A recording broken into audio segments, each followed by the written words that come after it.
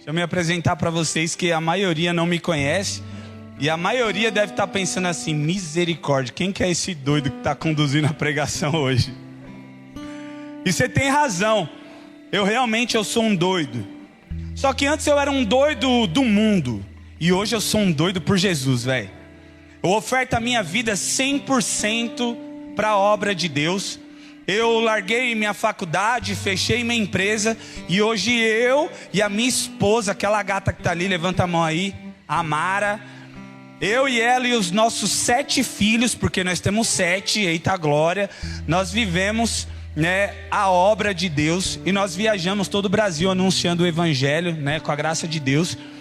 Eu me chamo Dodô, todo mundo me conhece como Dodô, mas o meu nome mesmo é Douglas, mas todo mundo na Arquidiocese só me chama de Dodô, aí ficou. Eu sou o Dodô e sou fundador da comunidade católica Ruá, que significa o sopro da vida, é o sopro de Deus. E eu descobri hoje que a palavra fundante da minha comunidade também é a palavra fundante desta aqui, Ezequiel 37, eita glória. E a nossa missão, nós temos um trabalho que nós costumamos dizer que nós não... A nossa casa é a casa dos doidos. Porque nós pregamos nos presídios, nas escolas, nas favelas, nas praças. Porque nós estamos lá em busca dos imperfeitos. Nós estamos lá em busca dos improváveis. Nós estamos em busca dos excluídos e dos humilhados. Porque um dia alguém foi em busca desse cara doido aqui. Eu era esse cara imperfeito e improvável. Então eu descobri no chamado da minha vida que existe um ditado popular que ele não se encaixa. Pau que nasce torto nunca se endireita. Vocês já ouviram esse? Pau que nasce torto se endireita sim. Se conhecer o maior carpinteiro da história, que é Jesus de Nazaré, e este eu conheci, e endireitou esse que cresceu com as pessoas desejando a morte. E sobre isso que eu quero partilhar com vocês. Vocês já perceberam pelo sotaque que eu não sou daqui, né? Eu sou natural de São Paulo, e eu estou em missão aqui no Nordeste há 7 anos. E eu vim para a cidade de Extremoz, e lá em Extremoz, nasceu a comunidade católica Ruá, que hoje tem 7 anos a nossa comunidade, então é uma bebezinha ainda, está se engatinhando, E eu passei a semana inteira, tá ali a minha esposa, que não me deixa mentir. Nós temos pregado a palavra de Deus no Brasil inteiro, meu irmão. Mas fazia muito tempo que eu não sentia um frio na barriga para pregar em algum lugar. Quando chegou o convite da Adorai, eu olhei para minha mãe e falei: mãe, eu tô na Adorai, velho. Eu fiquei muito feliz com esse convite. E eu fiquei com frio na barriga para estar aqui. Olha que coisa boa. E Deus falou muito. Que hoje seria uma noite maravilhosa. E que a manifestação da glória dele aconteceria nesse lugar. E eu creio fervorosamente nisso. E lá em São Paulo eu vivi toda a minha vida, Toda a minha vida mesmo, de forma desregrada. Mas para vocês entenderem um pouco do que Deus faz na nossa vida, eu separei aqui Isaías 43. Obrigado, meu irmão. Isaías 43. São 4 versículos. E no primeiro diz assim, agora porém, assim diz Javé, aquele que criou você, Jacó, aquele que formou você, ó Israel, não tenha medo, porque eu o protegi e o chamei pelo nome.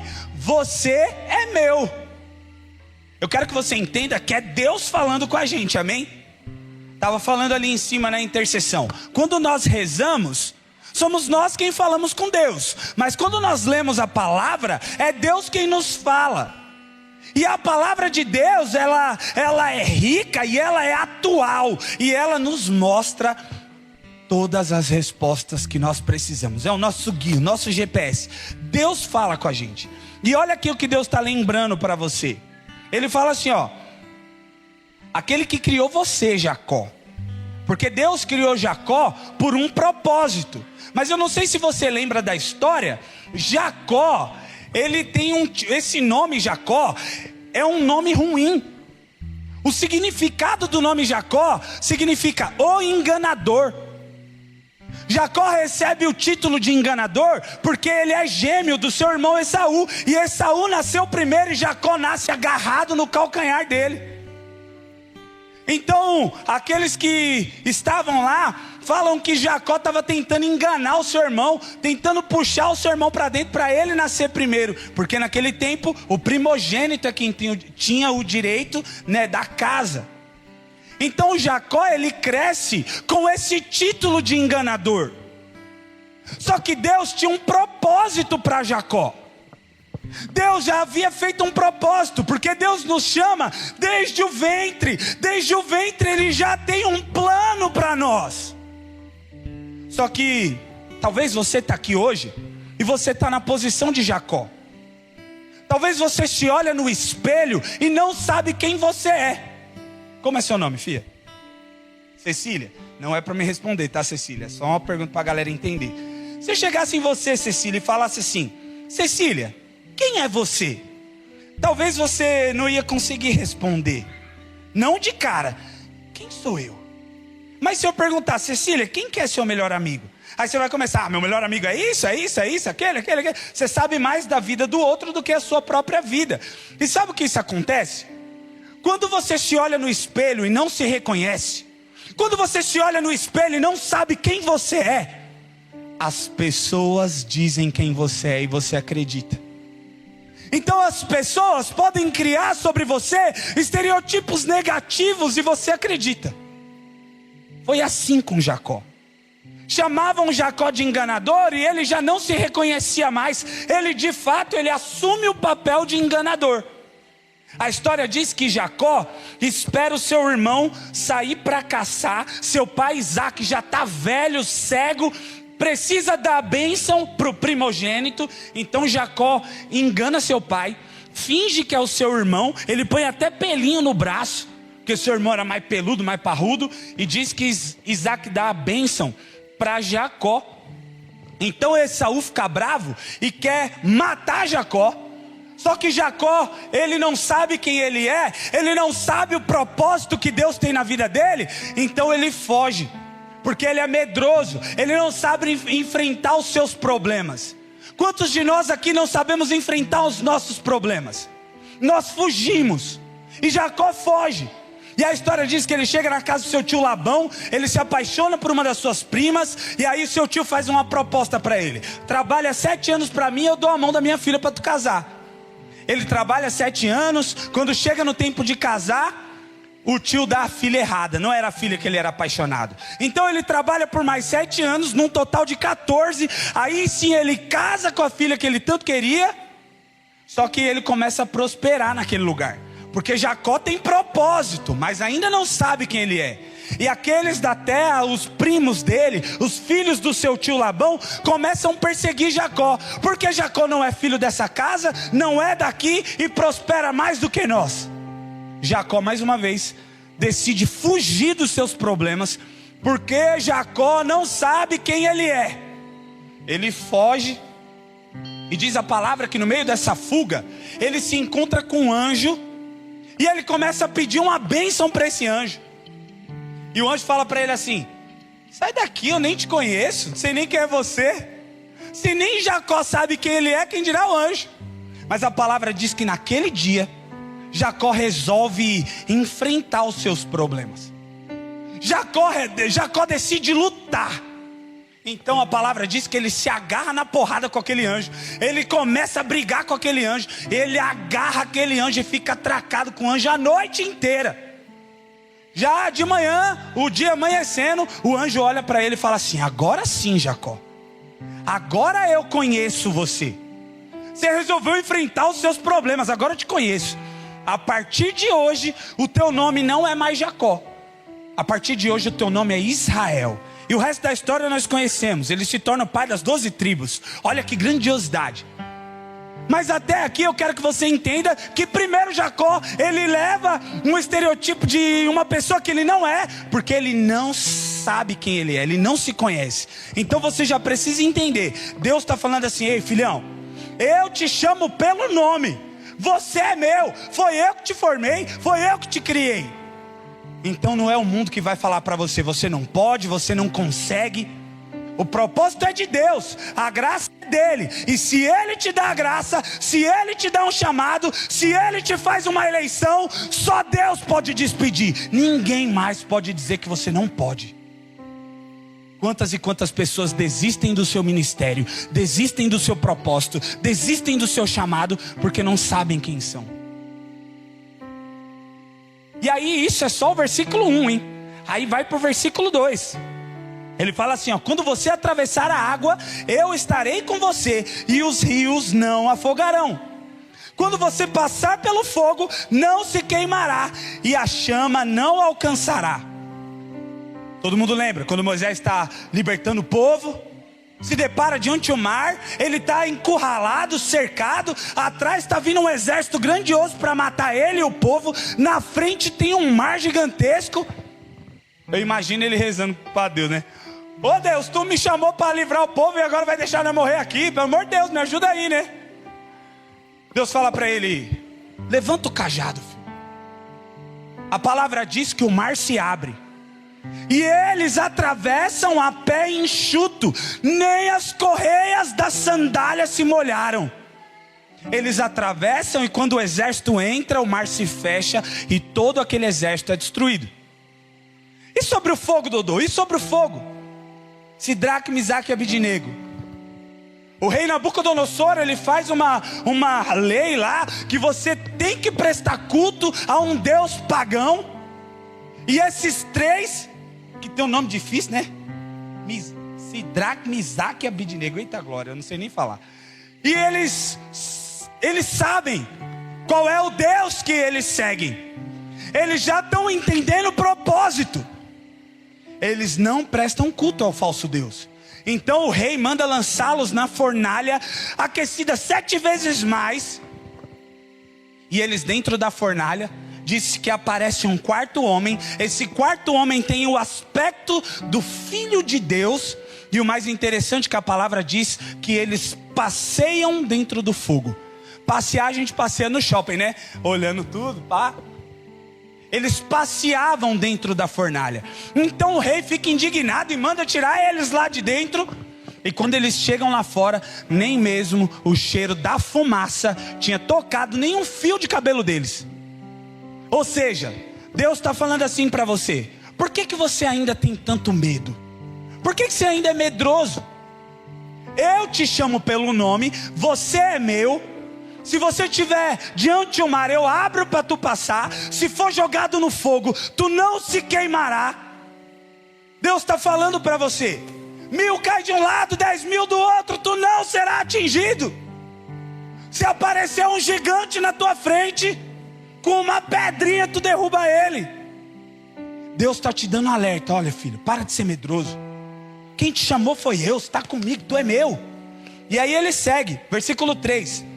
Pois eu sou Javé, seu Deus, o Santo de Israel, seu Salvador, e para pagar a sua liberdade, eu dei o Egito, Cush, Seba, que eu também não sei falar esses nomes, em troca de você. Ele está falando assim: ó, eu troco reinos por ti. Eu troco reinos, eu troco nações por você, porque você é importante para mim. Eu sou o seu libertador. Ele está te libertando de cadeias, de correntes, de prisões, te libertando dos traumas do passado. E aí ele segue no último versículo: porque você é precioso aos meus olhos, é digno de estima, e eu o amo. Olha que forte. Deus está olhando para você e falando assim: olha, você é precioso aos meus olhos, eu te amo, você é digno. Quantas pessoas olham nos seus olhos e falam assim: você não é digno de estar na presença de Deus, você não é digno de cantar, você não é digno de pregar a palavra. Quantas e quantas pessoas colocam negatividade em você e você bota fé e acredita e para. Então eu começo partilhando isso aqui para vocês, para dizer que Deus nos fala e não nos abandona. E aí eu vou lá para a minha história de vida. Nascido em São Paulo, você deve estar pensando agora, esse cara aí era traficante, dono do morro, né? Vendia droga. Não, eu fui policial militar por 8 anos da minha vida. Eu não tinha cabelo e não tinha essas tatuagens aqui não. Isso aí foi depois. Eu fui policial militar por 8 anos da minha vida. Eu não conhecia a Deus. Eu não conhecia a palavra, eu não conhecia Jesus. Para ser bem sincero, eu era um escravo de Satanás. Eu tinha sede por sangue. O meu vício era destruir as pessoas, dar porrada nas pessoas. Eu e meu irmão, nós trabalhávamos na mesma viatura. A diferença de idade eram 3 anos. E eu e meu irmão eram viciados numa droga, que é o anabolizante. Então nós pesávamos, eu por exemplo, pesava 115 quilos, fibrado, andava armado 24 horas por dia, praticante de artes marciais. Por isso que essa minha orelha é toda feinha, deformadinha. Então eu me senti o cara imbatível. Eu ando armado, meu irmão. Sou bom de porrada, sou grandão. Quero lá saber de Deus, velho. Todos os dias nós saíamos de casa, eu e meu irmão, na intenção de machucar alguém. Traía minha esposa todos os dias. Tinha uma porrada de namorada. Não respeitava as mulheres. Não respeitava o meu filho. Não respeitava a minha família, meu pai e minha mãe. Eu não respeitava viciados, drogados, homossexuais. Eu não respeitava nada, para falar a verdade, nem a mim mesmo. Eu vivia nessa vida desregrada. Sexo, pancadaria. E para completar, o salário não era muito bom, então eu comecei a fazer um bico para melhorar a renda. E eu comecei a trabalhar, que aqui vocês chamam de cabaré. Lá em São Paulo nós chamamos de puteiro mesmo. Nós trabalhávamos no maior que tinha lá em São Paulo. E lá ia muito jogador de futebol, muito empresário famoso. Então eu comecei a fazer um sistema de corrupção, na qual eu vendia as mulheres e eu pegava o dinheiro, botava no bolso, tudo pelo sigilo daqueles jogadores, daquela galera que ia. Homens casados, famosos, atores de TV. Então eu comecei a fazer um sistema de corrupção, onde eu traficava mulheres, vendia as mulheres, e eu colocava dinheiro no bolso. Comecei a fazer muito dinheiro, comecei a trocar esse dinheiro por carro. E aquilo foi se tornando um sistema vicioso. Eu não queria mais parar. Quanto mais eu tinha, mais eu gostava. Mulheres à vontade, dinheiro à vontade. Armado o tempo todo, dormia com a arma embaixo do travesseiro. Meu irmão ainda conseguia ser mais bravo que eu. Lá na minha favela, eu morava numa favela chamada Esperança. Fica em Mauá, no ABC Paulista. E eu morava no topo dessa favela. E lá, a galera não me respeitava porque eu era digno de respeito. Eles me respeitavam por medo. Então, a galera que falava comigo lá era mais por medo. Só que tinha uma senhora lá, que nós vamos chamar ela de velha chata, beleza? Lembrem desse nome, velha chata. Lá na minha rua tinha uma velha chata.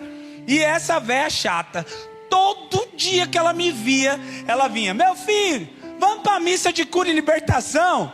Eu falava: mulher, que missa de cura e libertação? Tá ficando doido, eu quero lá me libertar do quê? E essa mulher, ela insistia tanto na minha vida.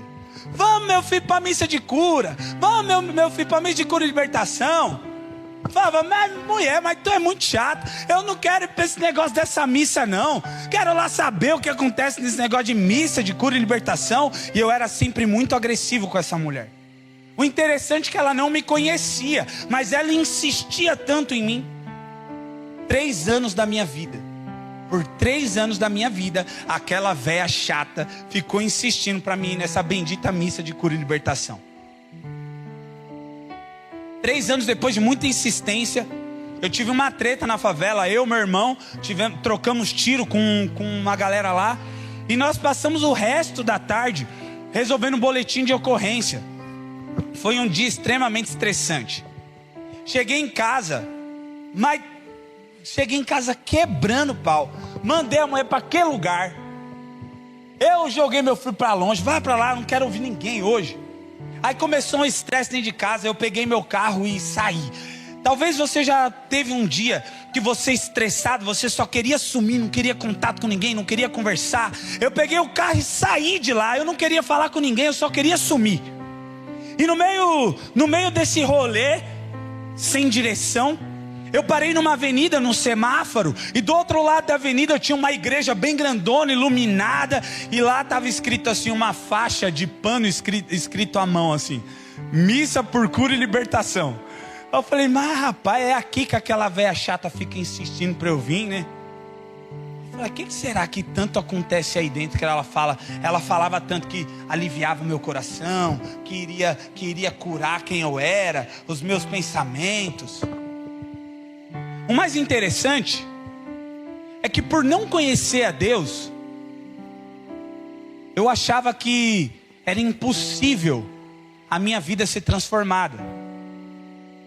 As pessoas no meu convívio, as pessoas que rodeavam a mim, eles já falavam, velho, aqui só a morte para resolver para você. Só a morte para te parar. As pessoas desejavam que eu morresse, para que fosse menos perigoso a vila lá para eles. As pessoas desejavam a minha morte, e eles diziam, não tem mais jeito para esse cara. E tanto para mim, tanto para meu irmão isso. Mas nesse dia, algo me chamava lá para dentro daquela igreja. E eu atravessei com um carro e eu entrei naquela igreja. E tinha um monte de gente assim do lado de fora. E a igreja ela ficava no alto, então tinha que subir uns degraus para chegar lá. Quando eu pisei assim no primeiro degrau, eu comecei a chorar. E aquilo já era algo muito estranho. Porque eu era bad boy, sabe, machista. Que machão não chora na frente de ninguém. Quando eu comecei a chorar, eu achei algo muito estranho. Então eu voltei para o meu carro, eu não queria mais entrar, para ninguém me ver chorando. Quando eu coloquei a mão na maçaneta do carro, eu ouvi uma voz dizendo, volta filho, volta e entra. E eu não conseguia abrir a porta do carro. Eu tentava abrir a porta e eu não conseguia, e aquilo me chamando para dentro. Então eu resolvi entrar. Me recompus, sequei minhas lágrimas, entrei e sentei no último banco daquela igreja. Começou a missa e eu confesso, que negócio chato. Eu não estava entendendo nada que o padre estava falando. Era um tal de jan, não entendia nada. E um negócio de levanta e senta. Eu já estava agoniado. Eu não estava entendendo o que estava acontecendo ali. Mas de repente chegou um determinado momento daquela missa, que o padre foi arrumando lá na frente, naquela mesa, que eu não sabia que aquilo era um altar. Ele pegou um negócio grandão de ouro, que parecia um sol. Vocês já estão ligados no que eu estou falando, né? E ele veio com um negócio branquinho assim, parecia uma bolachinha. Vocês sabem do que eu estou falando, né? E quando ele levantou aquele negócio de ouro, todas as luzes da igreja apagou. Da onde eu estava até lá no altar. Ficou aquela escuridão e de repente acendeu um refletor como esse, direto assim, naquele negócio de ouro. E aquele negócio de ouro começou a refletir nos meus olhos. E eu não conseguia mais desviar o meu olhar. Eu fiquei feito um bobo assim. E antes, o que eu não entendia nada que o padre estava falando, de repente eu comecei a entender tudo. O padre começou a falar diretamente para mim. Ei, você jovem, que anda armado o dia inteiro, só quer saber de dar porrada nas pessoas, não respeita a sua esposa, não respeita o seu filho, você vai perder a sua família. Eu não conseguia pensar em outra coisa, a não ser que aquela velha chata tinha me caguetado pro padre, velho. E eu caçando a velha chata, eu não achava a velha chata dentro daquela igreja, que eu ia brigar com ela. Eu falei, tá falando da minha vida pro padre? E aí o padre começou a falar, olha, você não queria vir aqui hoje, Deus conduziu o seu carro até aqui. Você não queria entrar. Deus te chamou. E eu comecei a entender, que isso, cara? Será que esse cara está falando realmente para mim? E aí o padre começou a falar um negócio doido lá. Mas era tão doido que era muito bom. Eu não queria que ele parasse mais. Era um tal de Xuriá lá, cantará lá, baçoi. E aquele negócio foi entrando dentro do meu coração, cara. Parecia que tinha um monte de borboleta na minha barriga. As minhas pernas começaram a fazer isso aqui, ó. Eu levei um rola dentro da igreja. Eu caí de cara assim, ó. Os carismáticos chamam de repouso no espírito. Eu levei um tombaço de cara no chão. Mas sabe o que é mais interessante? Na época eu era carecão, velho. Careca mesmo assim, na gilete. Quando eu repousei ali, eu me vi deitado no colo de Jesus. E detalhe, eu não acreditava em Jesus. E ele passava a mão na minha careca e falava assim: filho, hoje eu te trouxe aqui para te derrubar como um vaso velho, para te levantar um vaso novo. Hoje eu te faço profeta de nações. Eu lá sabia o que era ser profeta, muito menos de nações. Aí eu só fui entender anos mais tarde. Eu fui me recompondo e fiquei de joelhos. E chegou uma senhora, encostou do meu lado assim, começou a falar uns negócios muito bonitinhos no meu ouvido. E replicou exatamente aquilo que eu ouvia Jesus falando. Hoje Deus te derrubou um vaso velho, quebrado, e está te levantando um vaso novo. Deus está te fazendo profeta hoje. E o outro carinha que estava do meu lado ficava falando em língua, e aquele negócio era bom demais. Eu não queria mais que acabasse. Eu não queria que acabasse. Mas acabou. Eu peguei o carro e voltei para casa. Mas eu voltei com um negócio diferente. Eu voltei aleluiado. Eu não queria mais deixar de estar lá. Eu não queria deixar de falar daquele Jesus que eu encontrei e que passou a mão na minha careca. Eu não conseguia mais parar de falar da missa de cura e libertação. Lembra do meu irmão? Foi o primeiro que eu tentei. Cheguei no meu irmão e falei: Chan. Eu chamava ele de Chan, porque os mais antigos aqui, tá ligado? O El Chan, ele parecia o jacaré do El Chan. Aí eu chamava ele de Chan. Falei: Chan, você tem que ir na missa de cura e libertação, velho. Ele falava assim pra mim: você tá viajando?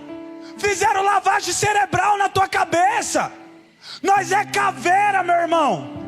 Na nossa farda nós tínhamos um símbolo, que era uma caveira com uma faca na boca. Ele falava assim: ei, nós é caveira, meu irmão. Estão fazendo lavagem cerebral em você. Aí ele dava uns tapão assim em mim: acorda. A gente ia pra rua trabalhar. E quando nós ia abordar, a abordagem rotina, eu tinha nojo de pegar na arma. Eu não conseguia mais pegar na arma no coldre. Então nós descíamos para abordar. O meu irmão descia todo padrão, né? E eu descia assim: e aí, rapaziada, beleza? Vocês já ouviram falar na missa de cura e libertação? Meu irmão olhava muito bravo para mim: você tá viajando, mano? Você tá viajando, tá chamando os nóia para ir para a igreja. Mas eu não conseguia mais. Então eu tive que fazer o primeiro ato, o que eu falo assim, que foi o primeiro ato da transformação da minha vida. Depois de ter entrado naquela igreja, eu tive que renunciar. Então eu pedi baixa de todos os trampos que eu fazia, dos bicos, entreguei minha arma, vendi todas as que eu tinha em casa, fiquei desempregado, sem dinheiro, mas entrei na catequese. Daqui a pouco eu já estava crismado. Daqui a pouco eu já era catequista de crisma. Eu comecei a viver uma vida missionária. Comecei a pregar a palavra de Deus para pequenos grupos. Comecei nas escolas. Na cidade de Ribeirão Pires eu fundei um grupo da renovação carismática chamado RUA. Lá era um GOJ, Grupo de Oração Jovem, Que por sinal, quando eu vim em missão para cá, foi essa a ideia principal. Nunca na minha cabeça passou a ideia de comunidade. Para ser bem sincero, eu sabia vastamente que era comunidade, só conhecia Shalom e Canção Nova. E aí eu vim nessa ideia, vou montar um goje aqui. E montei, viu, esse goje aqui. Mas lá, lembra que nós falávamos no início, quando nós rezamos profeticamente aqui pelas paredes e pelas colunas? Para que você se lembre que primeiro é na sua casa, primeiro é a base, primeiro é a família. Não foi isso que aconteceu comigo. Eu comecei a pregar fora e comecei a viajar, anunciando a palavra. E o meu irmão continuou naquela vida louca. Todas as vezes que eu chegava no meu irmão para falar alguma coisa de Deus, ele dava uma pancada e eu ia desistindo. Eu fui perdendo as forças de falar de Deus para o meu irmão, porque ele era exatamente o que eu era para a velha chata. Só que a velha chata nunca desistiu. Eu desisti. Detalhe, a velha chata nunca desistiu de um cara que ela nem conhece. Eu desisti do meu próprio irmão. Então eu comecei a ir, e o meu irmão ficando. Depois de um tempo, eu fui chamado por Deus para vir para o Rio Grande do Norte, iniciar um chamado com a juventude aqui. Então eu vim em missão para cá, aqui começou tudo, daqui a pouco a gente já era comunidade, uau! Uma vida top, velho. É tudo que eu queria. Depois que eu encontrei Jesus, eu queria mais. Eu fui ofertando minha vida, fui dando meu tudo. Mas a minha casa ficando. Eu fui convidado para pregar na Aparecida do Norte. E eu cheguei lá, a missão era numa sexta-feira.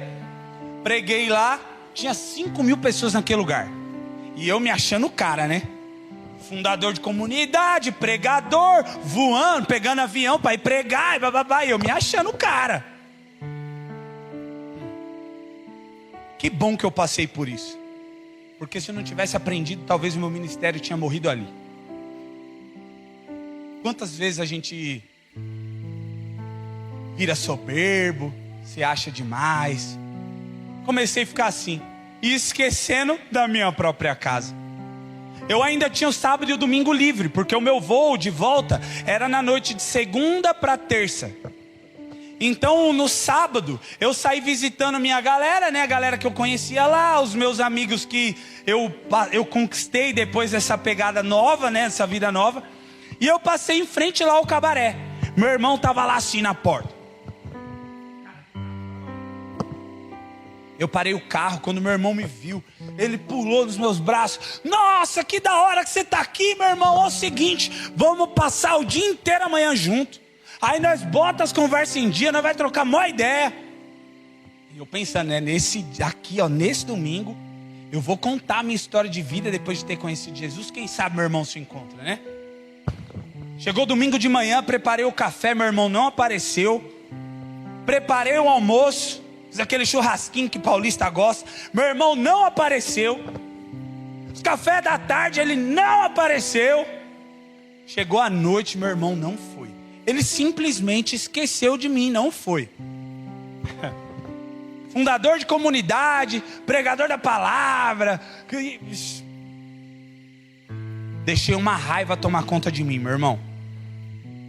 Essa raiva foi começar a me mostrar depois que eu estava soberbo e não sabia. Que eu já estava me achando e não sabia. Quando eu achava que o meu ministério estava indo, eu estava estacionado no templo. Fiquei com tanta raiva que o meu irmão não foi. Eu falei assim, pois também eu não vou me despedir dele. No domingo eu peguei o carro e saí me despedindo de todo mundo. E eu passei em frente ao trampo dele lá de novo. Ele continuava daquele mesmo jeito. Quem já assistiu Velozes e Furiosos aqui vai entender a referência. Eu passei igual o Dominique Toretto, velho. Um braço pra fora, outro no volante aqui. Passei olhando com cara de bravo pra ele. Eu passei olhando com cara de mal mesmo pro meu irmão. Meu irmão começou a gritar pra mim: cola aí, mano, vem cá, vem cá. Eu não levantei nem um joinha pra ele. Eu não fiz nem assim. Eu com cara de bravo passei olhando e fui embora e não fiz nenhum legal pro meu irmão. Fui embora, meti marcha. No outro dia peguei voo de volta pra cá. Cheguei aqui na madrugada da terça. Quarta-feira fui pregar no Alecrim, que eu não sei pra que lado tá por ali. Fui pregar no Alecrim. 5 minutos antes de começar a pregação, eu não sei se vocês têm um parente que só entra em contato com você para anunciar a tragédia.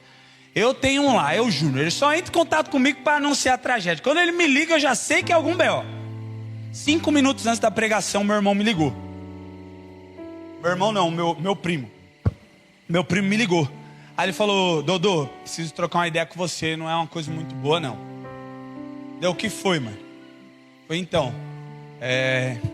Seu irmão se envolveu numa treta, velho. Os caras voltaram e deram 3 tiros nele. Ele morreu na hora.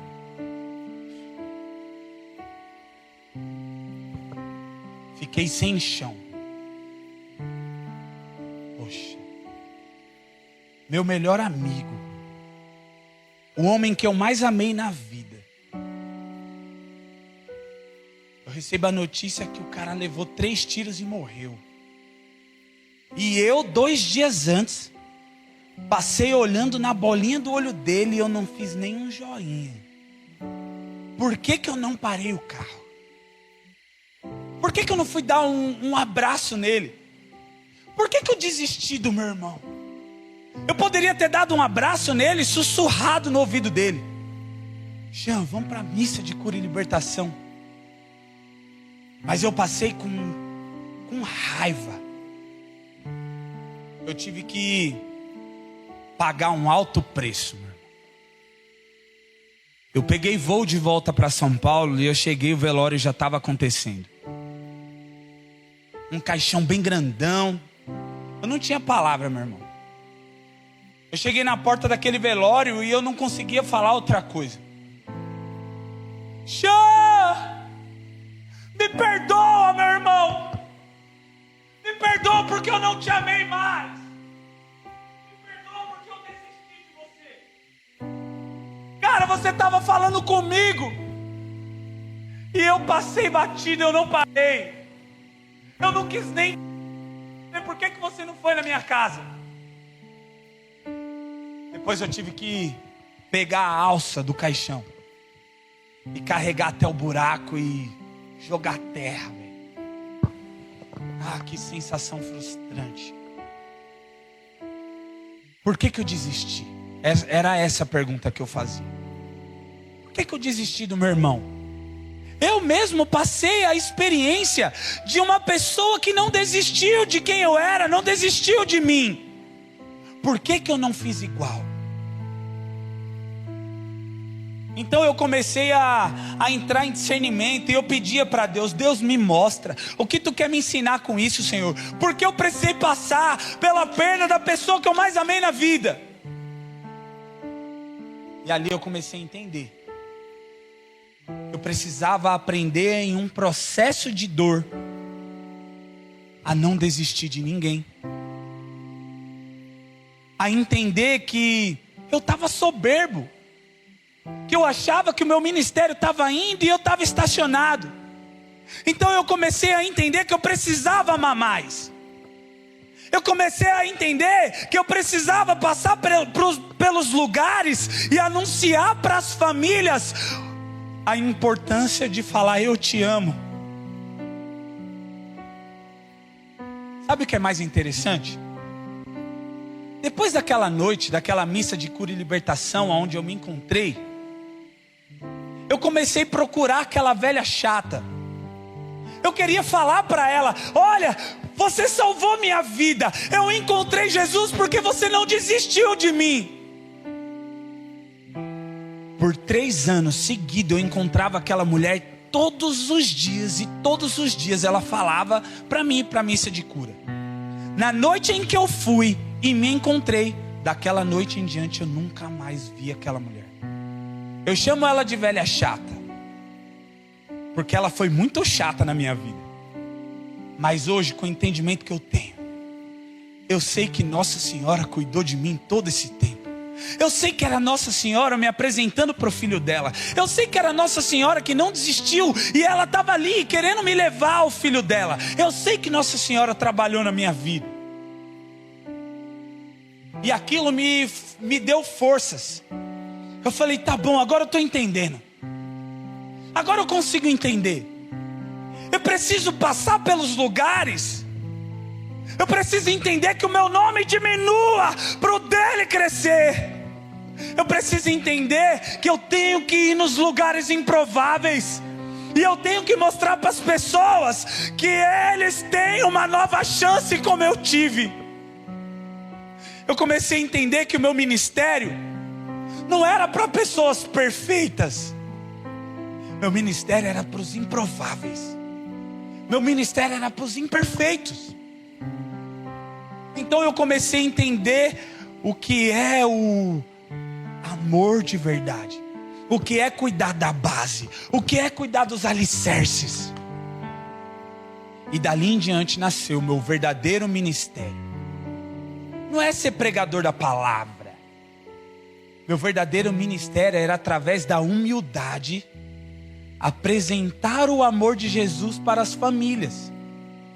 Para fazer você entender que a vida ela é curta demais. Para fazer você entender que passa muito rápido. Mas se você for temente a Deus, você entende o que Isaías 43 está te falando. Você começa a entender que quando você está diante de Jesus de verdade, com o coração aberto de verdade, você se torna inabalável. A musiquinha que eu cantei lá em cima, não sei se vai dar certo, mano. Vamos tentar? Isso aqui nós ensaiamos uma semana, pá. Vou puxar aqui, aí vocês tentem entrar. Não sou cantor não, viu? Vou beber.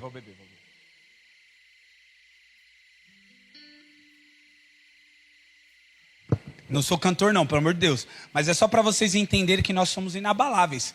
Quando nós entendemos quem Jesus é. E essa música ela não é conhecida. O escritor dela é um amigo meu do estado de Pernambuco. E a música é assim, ó. Se existe um mar em minha frente, ele me faz abrir. Se a muralha é muito grande, ele me faz derrubar. Se o gigante é muito forte, ele me faz vencedor. Pois ele que é o alfa e o ômega. Pois ele que é a pedra angular. Pois ele que é leão da tribo de Judá. Pois ele que é e sempre será. Inabalável sou pela força daquele que é, daquele que é. Inabalável sou pela força daquele que é, daquele que é. Deus está falando assim para nós. Se você entender quem você é, e entender quem Deus é para você, você se torna inabalável, meu irmão. E aí você começa a entender como é dentro de casa. Quem aqui é casado, levanta a mão. Quem é casado? Você que é casado, tem uma coisa na nossa vida que é muito ruim a gente pensar. Que a morte vai chegar. A gente tem empurrado, sabe, o tempo de qualquer jeito. Só que sabe o que vai acontecer, senhores casados? Vai chegar uma hora que a sua esposa não vai estar lá, ou o seu marido não vai estar lá. E aí você vai perder tempo. Até quando você vai perder tempo em amar? Em dizer que ama? Em deixar uma briga fazer você dormir separado? E quem aqui ainda é filho e mora com o pai? Levanta a mão aí. Quem ainda mora com o pai? Você, filho, que ainda mora com o pai. Sabe o que vai acontecer? Vai chegar uma hora que papai e mamãe não vai estar mais lá. Vai chegar uma hora que eles não vão estar. E por que você ainda perde tempo trancado no seu quarto? As famílias foram perdendo uma essência. Antigamente as famílias sentavam na mesa e partilhavam daquele almoço ou daquela janta olhando nos olhos. Mas agora, depois desse negócio aqui, desse bendito celular, tem muitas famílias que só se conversam por isso aqui. Chega a ceia de Natal, talvez você prefere dar um rolê na rua do que se reunir com a família. Chega da escola ou chega do trabalho, se tranca no seu quarto e não dialoga mais. Até na hora do almoço ou da janta, você pega o prato, volta para o quarto, mal conversa com seus pais. Só que o tempo ele passa muito rápido. A vida ela é um sopro, pô. Quando você menos espera, já foi. Quem aqui é casado, né, e tem filhos? Eu tenho 7, tá ali o Ezequiel e tá ali o Abraão, que é o nosso filho autista. Quem tem filho aí, levanta a mão. Vocês, senhores pais. E se a vida levar seu filho? Se a vida levar o filhinho, cara? E quantas vezes você tem dedicado seu tempo no trabalho, no trabalho, no trabalho? E aquilo que é base, você está deixando passar. Faz quanto tempo que você não dá um abraço apertado no seu filho e olha nos olhos dele e fala: eu te amo.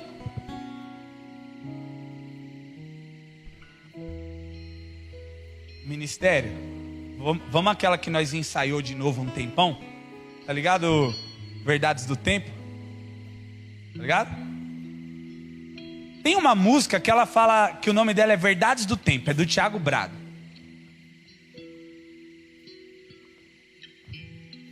Nós passamos por uma pandemia mortal. Um monte de gente morreu. Pessoas mais velhas, talvez você está aqui e perdeu uma mãe, talvez você está aqui e perdeu o papai. Talvez Deus te deu uma chance de continuar reunido com a sua família.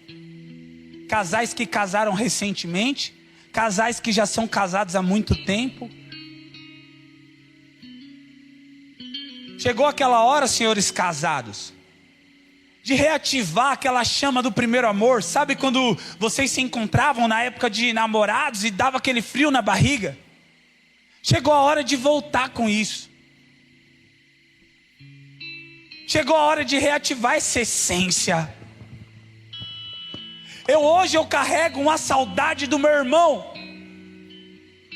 Só que hoje eu não posso mais abraçar o meu irmão e falar: Xan, eu te amo. Hoje eu sei que de onde ele está orgulhoso daquilo que eu estou fazendo. Mas e quantos aqui estão deixando a oportunidade passar? Talvez você tenha um pai alcoólatra, que você já desistiu porque você acha que o álcool é mais forte que Jesus. Talvez você tenha um filho que você gostaria muito que tivesse aqui hoje, mas não está. Talvez é o teu irmão. Faz quanto tempo que você não fala com o teu irmão? Faz quanto tempo que você não se reúne em família? Faz quanto tempo que você não se junta para rezar? Talvez você nunca rezou com a sua família. Você tem uma oportunidade. Você tem uma nova chance. Hoje Deus separou essa noite para fazer você lembrar da essência da família, para fazer você lembrar da saudade que você tem da mamãe, da saudade que você tem do papai. E talvez você tenha saudade de pais que estão vivos. Hoje Deus está te fazendo lembrar que você precisa voltar para casa e agarrar os seus que estão lá te esperando, olhar nos olhos deles e falar: eu te amo. Eu tenho uma partilha. Uma jovem da nossa comunidade tinha 11 anos de idade no ano passado. Na quinta-feira que antecedia o Dia das Mães, a mãe dela mandou ela lavar a louça e ela brigou com a mãe dela. Quebraram o pau lá por causa da louça. Uma menina de 11 anos. Ela foi dormir com raiva da mãe. Acordou no outro dia de manhã. Saiu de casa com raiva da mãe. A mãe tinha preparado o café da manhã para ela tomar o café e ir para a escola. Ela se arrumou, pegou a mochilinha dela e foi para a escola e não deu tchau para a mãe. Quando foi mais ou menos umas 10 horas da manhã, na sexta-feira, que antecedia o domingo de Dia das Mães, a diretora bateu lá na escola, chamou ela: fulana, vem cá. Você vai precisar ir correndo para o hospital que a sua mãe passou mal e está lá.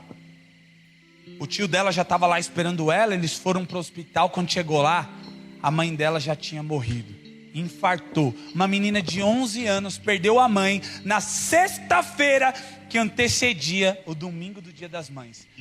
Nossa comunidade velou aquela mulher no sábado que antecedia o domingo do Dia das Mães. Uma menina de 11 anos, frustrada, porque foi embora sem falar com a mãe. A mãe morreu e ela não estava falando com a mãe. No domingo, Dia das Mães, ela foi passar o dia lá na comunidade, porque ela não ia aguentar ficar em casa. Essa menina chorava tanto. Ela chorava tanto. Ela falava: eu quero minha mãe de volta, eu quero minha mãe de volta. Ela não tem mais a chance de ter a mãe dela de volta. Mas você ainda tem uma nova chance.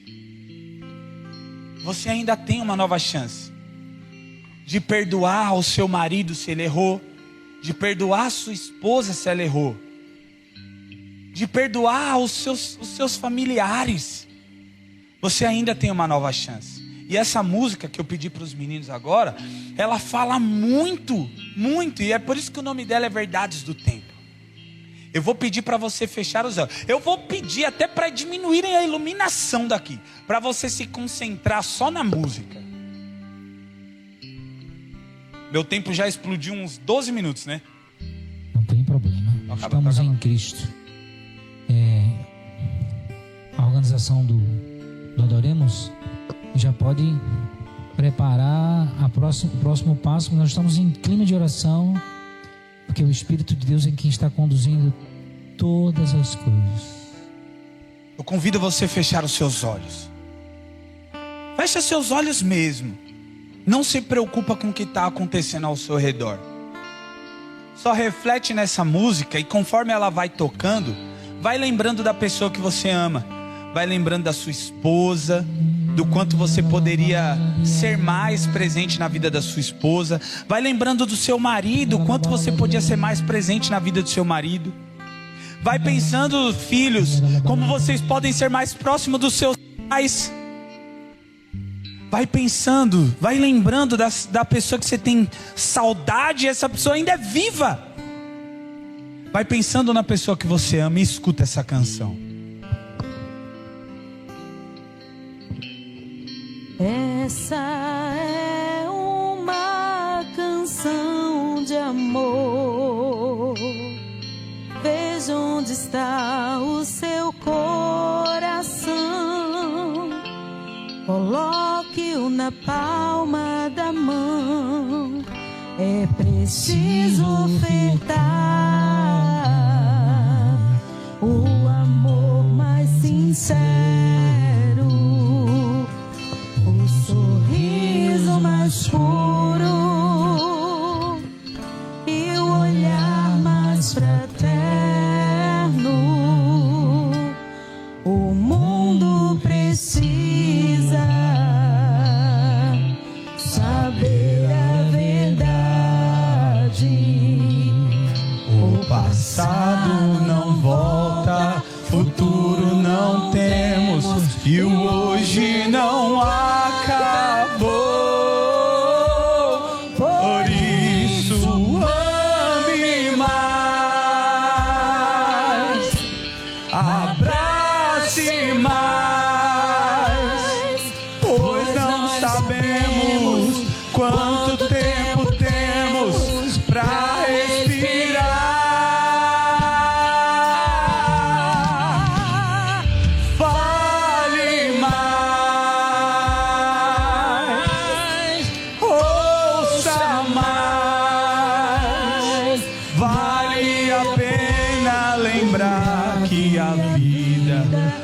curta demais. A vida é curta demais, filho. A vida é curta demais, filho. E por isso eu te convido a pôr a mão no seu coração agora. E com a mão no seu coração, vai refletindo em quem você é. Quem é você, filho? Vai entendendo e reconhecendo que você é precioso aos olhos de Deus. Deus, Ele te escolheu pelo nome. Ele te chama. Você é meu filho. E por isso, reconhecendo quem você é, comece a entender o papel que você tem dentro de casa. Deus te chama a exercer um chamado na sua família. E não foi à toa. Não foi à toa que Deus te trouxe aqui. E que a rua, esse sopro de vida adentre no seu coração, fazendo você reconhecer quem você é e fazendo você reconhecer que a sua missão é a base, é o alicerce.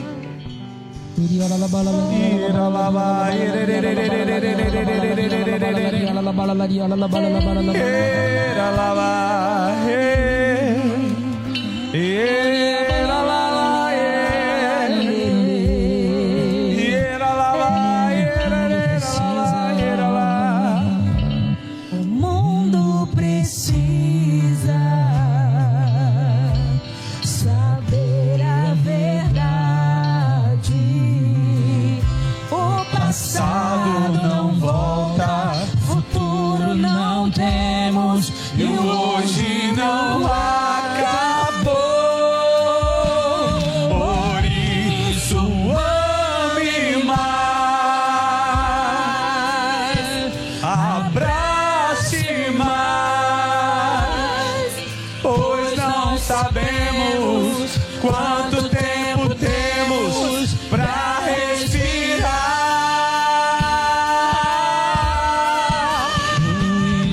Ouça mais, ouça mais. Vale a pena lembrar que a vida é curta. Agora eu quero te convidar a ficar de pé, filho. Fica de pé aí.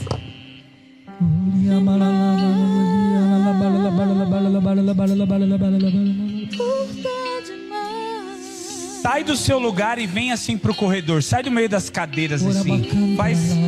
Se fecha aqui esse corredor, isso.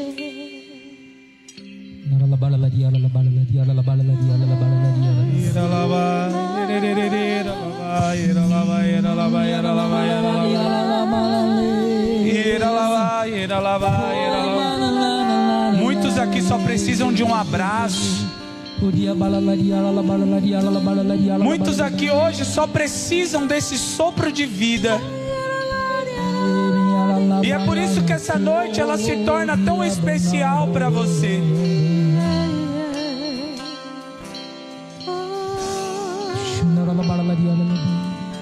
Recebe, filho. Recebe o sopro da vida. Seja moldado e restaurado.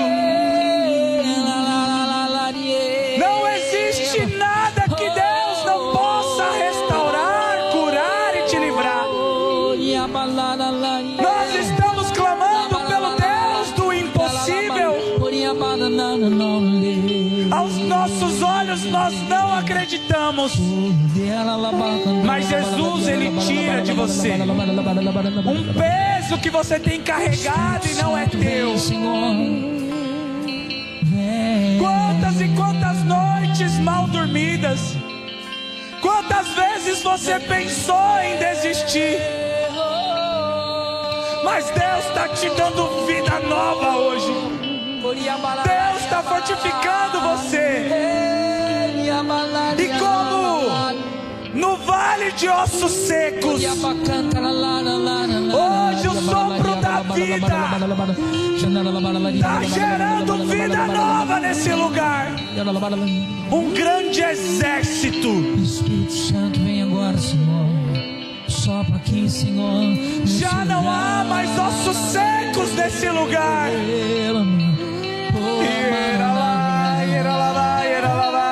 Levante os seus braços ao céu, todos juntos. Levante os seus braços como quem deseja buscar do alto, o mais alto que você puder. Feche os seus olhos e levante comigo.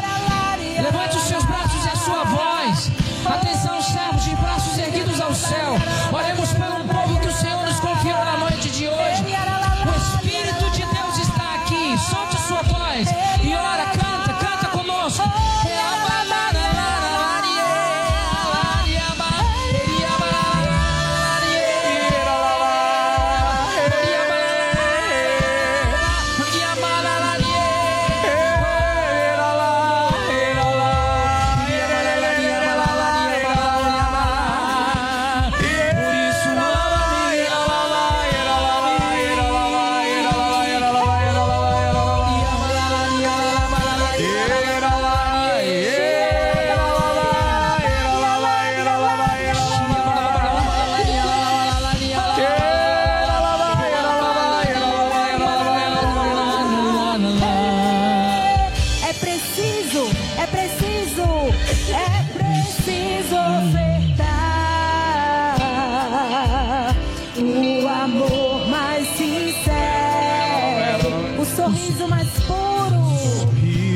Mais puro e um olhar mais fraterno, e um olhar mais fraterno. O mundo precisa saber a verdade. O passado não volta, o futuro não temos, e o hoje não há.